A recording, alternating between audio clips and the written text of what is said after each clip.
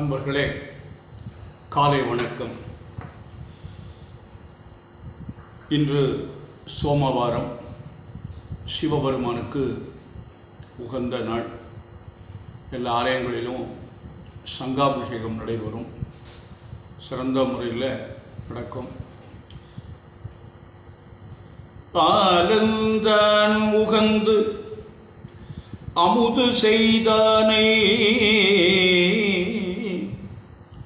ஆலந்தான் உகந்து அமுது செய்தானை, ஆதியை அமரர் தொழுதேத்தும் சீலல்தான் பெரிதும் உடையானை, சிந்திப்பவர் அவர் சிந்தை உளானை, ஏலவார் குழலால் உமை நங்கை என்று ஏத்தி வழிபட பெற்ற கால காலனை கம்பன் எம்மானை காண கண் அடியேன் பெற்றவாறே.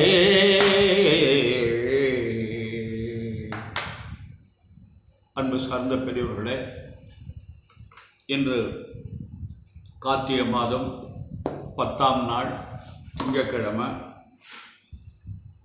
சிவபெருமானுக்கு உகந்த நாள். இன்று தசமி திதி, உத்திர நட்சத்திரம், சித்த யோகம், ராவு காலம். எப்போதுமே திங்கட்கிழமை 7:30 முதல் 9, யமகண்டம் 10 to 12, குளிகன் 1 to 3, சூலம் கிழக்கு, பரிகாரம் செய்யும். அன்பு சார்ந்த நேயர்களே, இன்று ராசி பலன்கள் எப்படி இருக்கிறது என்று பார்ப்போம். மேஷ ராசிக்கு இன்று அருமையான நாள். மேஷ ராசிக்கு குரு 2ஆம் இடத்துல இருக்காரு. ராசிநாதன் பலமாக இல்லை, நீச்சம் அடைஞ்சிருக்காரு. அவர் பலம் இல்லாமல் போனது ஒரு வகையில் நல்லது. அதனால் 2ல் குரு இருப்பது நல்லது. சனி பகவான் 11 இருக்கார். அது ரெண்டும் மிகச்சிறப்பு உங்களுக்கு. அதனால் மேஷராசி என்பவர்களே, உங்களுக்கு இன்று நல்லது நடக்கும், நல்ல காரியங்களாக நடக்கும். கவனமாக நடந்து கொள்ளுங்கள், நல்லதே நடக்கும். அடுத்து ரிஷபராசி என்பவர்களே, இன்று உங்களுக்கு ஜென்ம குரு, பிரச்சனைக்குரிய காலம். கொஞ்சம் சித்திரை வரை இந்த மாதிரி இருக்கு, கொஞ்சம் கவனமாக பார்த்துக்கோங்க. இடம் மாற்றங்கள் கிடைக்கும். அதாவது எப்படின்னா, நீங்கள் ஏதாவது வேறு இடத்துக்கு ஏதாவது வேலை பார்க்குற போது மாற்றங்கள் கேட்டிருந்தீங்களா, அது இப்போ கிடைக்கும். வெளிநாட்டில் இருந்தால் இங்கே வரலாம், இங்கே இருந்தால் வெளிநாட்டுக்கு போகலாம், வாடகை வீட்டில் இருந்தால் சொந்த வீட்டுக்கு போகலாம். இந்த மாதிரி இடமாற்றங்கள் ஏதாவது ஏற்படுறதுக்கு வாய்ப்பு இருக்குது. கவனமாக நடந்து கொள்ளுங்கள். பிரச்சனைக்கு இடம் கொடுத்துடாதீங்க. ஏன்னா குரு பிரச்சனையை உண்டு பண்ணுவார். இந்த ரிஷபலக்னத்துக்கு குரு நல்லவன் கிடையாது. அதனால் அன்பான நேயர்களே, ரிஷபராசி என்பது கொஞ்சம் கவனமாக நடந்து கொள்ளுங்கள். அது மிதுன ராசி என்பவர்களே, உங்களுக்கு குரு பகவான் 12ஆம் இடத்துல இருக்காங்க. குரு பகவான் 12ல் இருந்தாலும் 10ல் ராகு இருக்குது. 10ல் ராகு இருப்பது மிகவும் சிறப்பு. உங்களுக்கு ராகு நல்லது பண்ணுவார், ஆனால் குரு பகவான் சிறப்பாக இல்லை.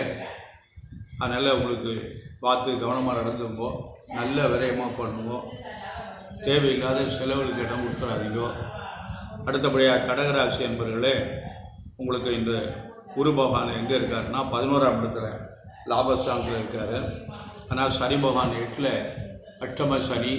பார்த்து ஜாக்கிரதையாக நடந்துங்கோ, நல்லதே நடக்கும், நல்ல காரியங்கள்லாம் நடைபெறும். அதனால் குரு பலமாக இருக்கிறது ஒரு பெரிய சிறப்பு. அடுத்து சிம்மராசி என்பவர்களே, இன்று உங்களுக்கு குரு பகவான் 10ல் இருக்கார். 10ஆம் இடத்துல இருந்தால் நமக்கு கெட்ட பேர் ஏற்படுற மாதிரி ஏதாவது நிலைமைகள்லாம் ஏற்படும். பதவி பறிபோகும்னு சொல்கிறாங்க, எனக்கு அதில் நம்பிக்கை இல்லை. பெயரை கெடுத்துருவார். பதவி பறிபோகுங்கிறதுலாம் தவறு. பெயர் கெட்ட பேர் ஏற்படுற மாதிரி ஏதாவது ஒரு சூழல் உருவாகும். அதனால் பார்த்து கவனமாக நடந்து கொள்ளுங்கள். சனி வேறு 7ல் இருக்குது. மனைவியினுடைய உடல்நிலை ஜாக்கிரதையாக இருந்துங்கோ. அடுத்து கன்னிராசி என்பவர்களே, உங்களுக்கு இன்று நல்ல நாள், நல்லது நடக்கும், நல்ல காரியங்கள்லாம் நடைபெறும். பார்த்து கவனமாக நடந்துங்கோ. சனி பகவான் 6ல் இருக்கார். 6ல் சனி இருப்பது மிகவும் சிறப்பு. நல்லது நடக்கும், நல்ல காரியங்கள் நடைபெறும். அன்பான துளாராசி என்பவர்களே, உங்களுக்கு வந்து குரு பகவான் 8ல் இருக்கார். அஷ்டம குரு என்று சொல்வது. 8ஆம் இடத்தில் இருக்கிற குரு வந்து உங்களுக்கு காரியங்களை தடைப்படுத்துவார், நல்லது செய்ய மாட்டார். அதனால் ஜாக்கிரதையாக நடந்து கொள்ளுங்கள். ஆனால் உங்களுக்கு ராகு பகவான் 6ல் இருக்கார். 6ஆம் இடத்து ராகு உங்களுக்கு நிறைவான பலன்களையெல்லாம் நல்ல பலன்களையெல்லாம் தருவார். ஜாக்கிரதையாக நடந்து கொள்ளுங்கள். அடுத்தபடியாக விருச்சிக ராசி என்பவர்களே, உங்களுக்கு இந்த குரு பகவான் வந்து 7ஆம் இடத்துல இருக்கார். 7ஆம் இடம் வந்து நல்ல நிறைவான இடம், நல்ல இடம், நல்லதே நடக்கும். ஆனால் மற்ற கிரகங்கள்லாம் உங்களுக்கு பலமாக இல்லை. குரு 7ல் இருப்பது நல்லது. அதனால் திருமணம் ஆகாத அன்பர்களுக்கு திருமணம் நடைபெறும். வீடு கட்ட நினச்சிலாம் வீடு கட்டலாம், வேலைக்கு போக முயற்சி பண்ணால் போகலாம், வெளிநாட்டுக்கு போனால் அது மாதிரி நல்ல காரியங்கள் அவங்களுக்கு தேவையான நல்ல காரியங்கள் எல்லாம் இப்பொழுது நடைபெறும். அடுத்து தனுசு ராசி அன்பர்களே, நீங்கள் எப்போதுமே தனுசு ராசியில் பிறந்தவங்க, தனுசு லக்னத்தில் பிறந்தவங்க கெட்டிக்காரங்கன்னு சொல்லுவாங்க. அதனால் திறமையானவங்க. உங்களுக்கு அந்த திறமைக்கு இந்த குரு பகவான் பலமாக இல்லாட்டாலும் சனியும் ராகுவும் நல்ல இடத்துல இருக்காங்க. சனி 3ல் இருக்காங்க. இன்னும் 1.5 வருஷம் அதில் இருப்பார். ராகுவும் இருப்பார். அதனால் அவருக்கும் நல்ல நிலைமை. அதனால் சனி ராகு வந்து ரெண்டும் உங்களுக்கு ஒரு நல்ல அருமையான பலன் இருக்குது. குரு பகவான் வந்து உங்களுக்கு சரியில்லை, 6ஆம் இடத்துல இருக்கார். சற்று உடல்நிலையில் கவனம் தேவை. ரொம்ப ஜாக்கிரதையாக நடந்து கொள்ளுங்கள். அன்பான நேயர்களே, மகர ராசி என்பவர்களுக்கு இந்த நல்ல நாள். குரு வந்து 5ஆம் இடத்துல இருக்கார். ஆனால் 7ல் சனி மூடியும் நேரம் இருக்குது. அதனால் ஜாக்கிரதையாக நடந்துக்குங்க. அவங்க வயசுக்கு தக்கபடி 7னுடைய தாக்கம் இருக்கிறது. அதனால் பார்த்து ஜாக்கிரதையாக நடந்துக்குங்க. ஆனால் குரு பகவான் நல்ல இடத்துல இருக்கார். ராகு பகவான் 3ல் இருக்கார். இது ரெண்டும் உங்களுக்கு நல்ல பலனை தரும். சிரமங்களுக்கு இடையில் நல்லது நடக்கும். அடுத்தபடியாக கும்பராசி என்பதில் உங்களுக்கு ஜென்ம சனி என்பது வயதுக்கு ஏற்றபடி இருக்கிறது. அதனால் பார்த்து பிரச்சனைகள் உருவாகும். ஜாக்கிரதையாக நடந்து கொள்ளுங்கள். அடுத்து மீனராசி என்பவர்களே, உங்களுக்கும் 7.5 ஆரம்பித்திருக்கிறது. ஆனால் அந்த குரு சரியில்லை, உங்களுக்கு 3ஆம் இடத்துல இருக்கார். ஆனால் 3ஆம் இடத்துல இருந்தாலும் அவருடைய பார்வை வந்து பிரமாதமாக இருக்குது. பார்வை 9ஆம் இடத்தை பார்க்குறாரு. இந்த 9ஆம் இடத்தை பார்க்குறதும் 2ஆம் இடத்தை பார்க்குறதும் குடும்பத்துக்கு தேவையான நன்மைகள்லாம் இப்பொழுது நடைபெறும். கொஞ்சம் சிரமப்பட்டு தான் செய்யணும், கஷ்டப்பட்டு தான் பண்ணணும். ஆனால் நிச்சயமாக அது நல்லதாக நடக்கும், நல்ல காரியம் நடைபெறும். அன்பான மகர ராசி, கும்பராசி, மீனராசி என்பவர்களே, உங்களுக்கு 7னுடைய தாக்கம் இருக்கிறது. அதனால் பார்த்து ஜாக்கிரதையாக கவனமாக நடந்து கொள்ளுங்கள். 7 சனி உங்களுக்கு நிறைய சிரமத்தை கொடுப்பாங்க. அதனால் சனிக்கிழமை தோறும் விரதமாக இருந்து சனி பகவானுடைய வழிபாடு செய்யுங்கள். எள்ளு தீபம் ஏற்றி சனீஸ்வரனுக்கு தீபம் ஏற்றுங்க.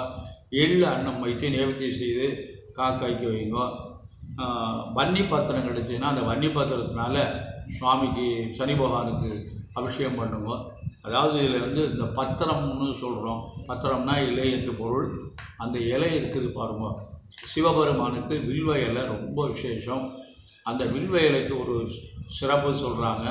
அதை வந்து தினம் எடுத்து சாத்தி விட்டு தண்ணியில் அலம்பிட்டு மீண்டும் சாத்தலாங்கிறாங்க. வில்வத்துக்கு மட்டும் அந்த மாதிரி, துளசிக்கும் வில்வத்துக்கும் அந்த குற்றம் இல்லை என்று சொல்லுகின்றார்கள்.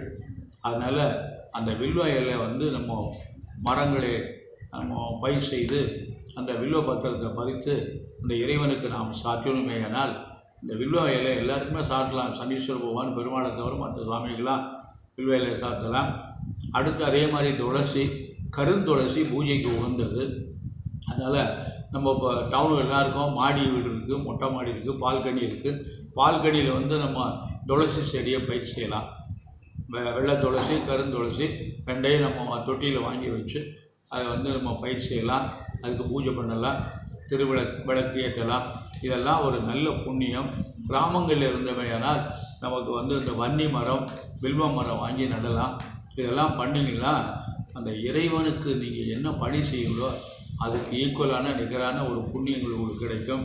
ஏன்னா அந்த வில்வ பத்திரத்தை பறித்து எல்லோரும் சுவாமிக்கு அர்ச்சனை பண்ணுவாங்க. வன்னி இலையை பறித்து சனீஸ்வரனுக்கு அர்ச்சனை பண்ணுவாங்க. அந்த புண்ணியங்களெல்லாம் உங்களை சாரும். அன்பான நேயர்களே, நீங்கள் வந்து இறைவனை நாடுங்கள். இறைவன் இருக்கிறான், பயப்படாதீங்க. கஷ்டம் இருக்கத்தான் செய்யும். மனிதனாக பிறந்துட்டமையானால் எல்லாத்தையும் நாம் அனுபவிச்சு தான் இருக்கணும். இன்பம் துன்பம் இதை அனுபவிச்சா தான் மனித பிறவி. இல்லைன்னா அப்படியே வெறும் இன்பத்தையே நம்ம அனுபவிச்சிருந்தோம்னா அது மனித பிறவி அல்ல. துன்பத்தையும் அனுபவிக்கணும். வெயில் மழை இது ரெண்டும் இருந்தால் தான் வாழ்க்கை. வெயிலும் மழையும் மாறி மாறி வரும். அதனால் இன்பம் துன்பமும் இருந்தால்தான் வாழ்க்கை. இல்லை என்றால் வாழ்க்கை இல்லை.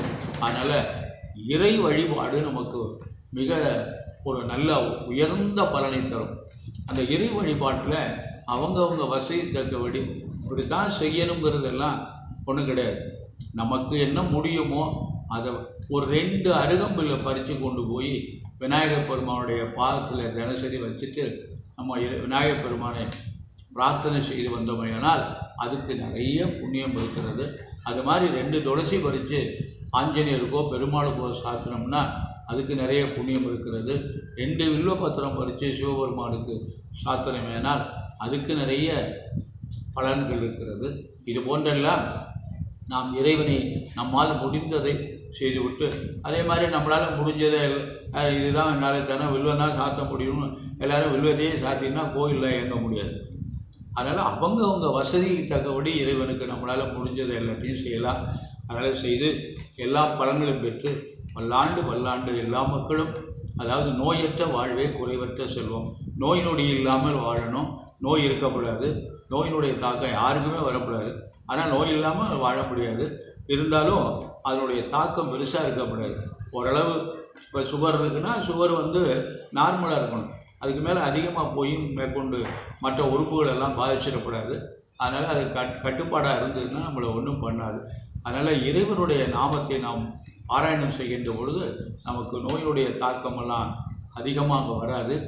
நோயிலிருந்து நாம் விடுபட்டு நல்லருள் பெற வேண்டி எல்லாம் வல்ல எம்பெருமான் சிவபெருமானையும் வள்ளல் பெருமான் வள்ளியின் மணாளன் முருகப்பெருமானையும் பிரார்த்தனை செய்து நிறைவு செய்கிறேன். நன்றி, வணக்கம்.